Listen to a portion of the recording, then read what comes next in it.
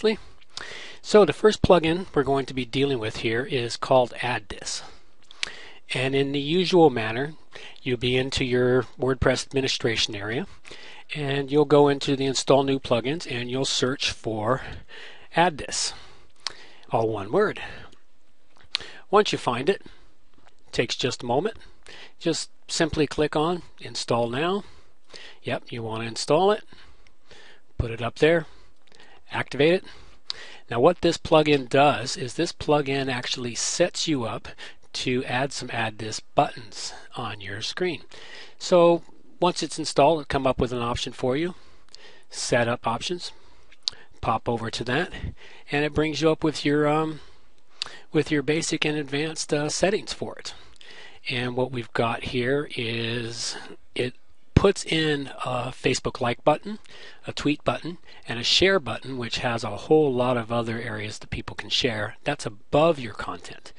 Now it also puts stuff below your content. It puts a Facebook button, a mail button, a tweet button, and a print button, and a couple others. And if you happen to have yourself a Add This account, you can put your account information in here and you can start tracking all of your stuff.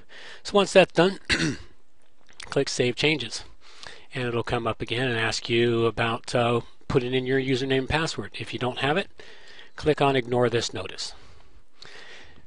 This one's so very basic and so very simple.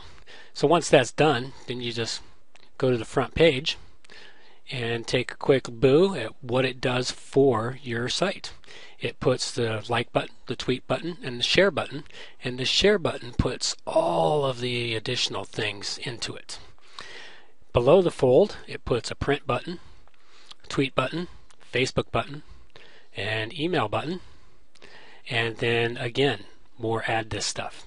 It puts up to 334 of them if you're so inclined to go into all the stuff. So it makes it really easy for people to share your stuff on social media. So this is actually a pretty cool plugin, very simple, very basic. So the next plugin we're going to be installing here,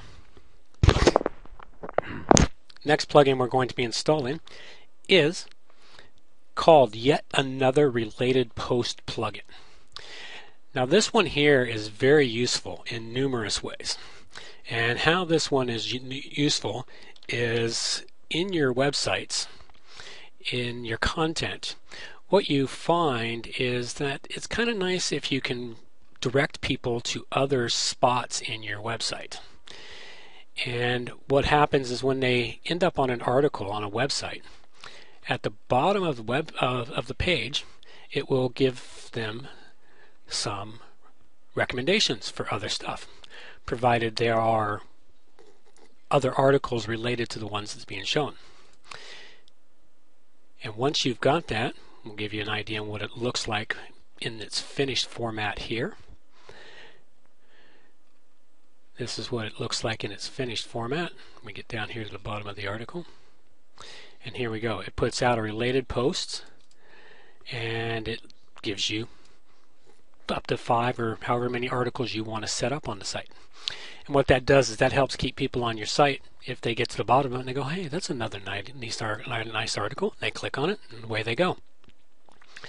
So to use this, what you have to do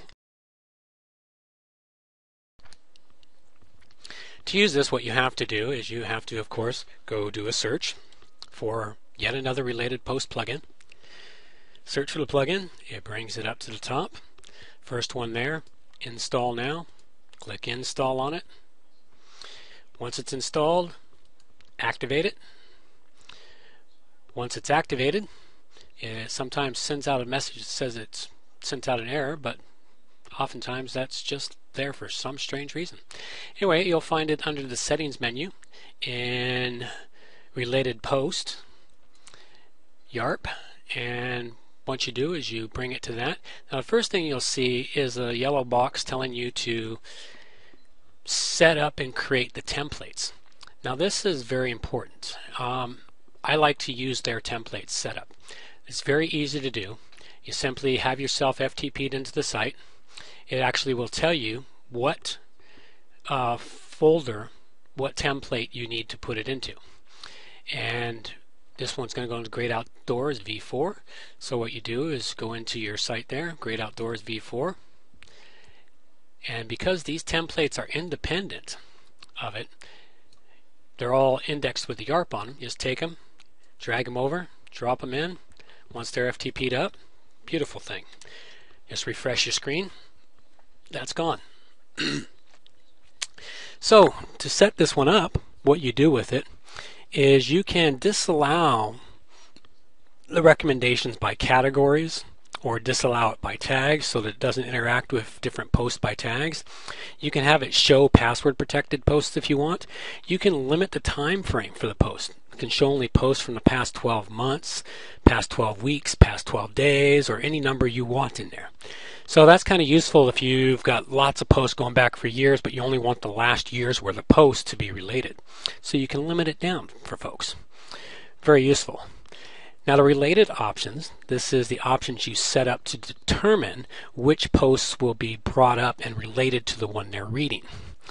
And it's kind of useful to do this. I leave it at the default settings because it works quite nicely, but you can have it consider or not consider, or consider with extra weight the different areas, the titles, the body text, the tags, the categories. And what that does is it helps you refine the articles that it will relate and list up for it. You can also have it cross-relate posts and pages. And of course that's selected to give different outputs. Have it show only previous posts. Automatically display related posts, maximum number of posts. Display using a custom template, I always do. I choose one of the templates in here. Generally I go with the list for the bottom of the blog page. I have it score from high to low relevance, and you can or cannot put a link on there linking back to the writer's website. Now the other good part about this thing here is what it does for your RSS feed, and what that does is it allows you to display posts in your RSS feeds, display related posts in the description, and max number of posts.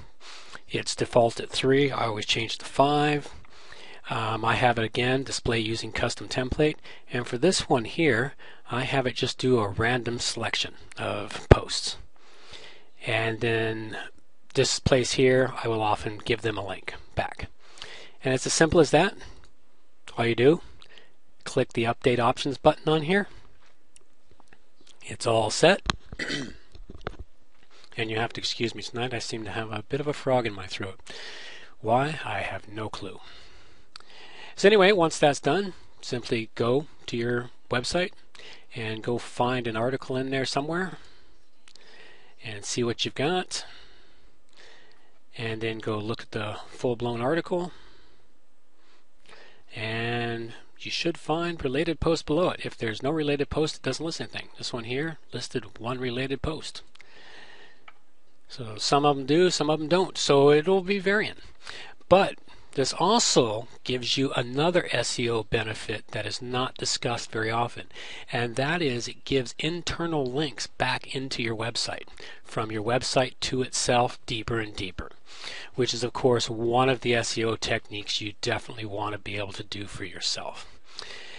So that brings us up to date with what we're doing. This was a fairly short little podcast here tonight. Wasn't all that long, but this is also my first time doing a screencast, so I hope you all, after listening to this podcast, will flip on over to the website and check out the screencast. Let me know how you like it. I'm going to try and do more of this in the future and see how well the screencast works for me to demonstrate and show things. And I will actually probably use it for more training information and tips for folks.